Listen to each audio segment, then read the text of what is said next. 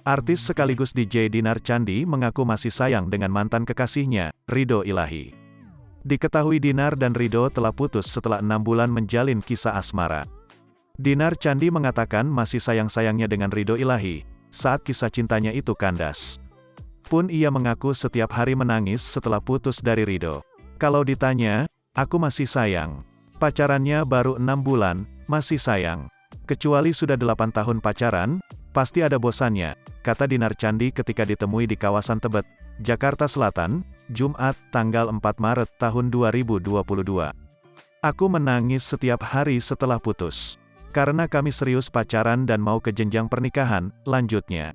Perempuan berusia 28 tahun itu mengaku sudah siap menikah dengan Ridho Ilahi meski baru setengah tahun pacaran, meski sebenarnya masih ragu. Dia, Ridho Ilahi, sudah mengajak menikah sebenarnya.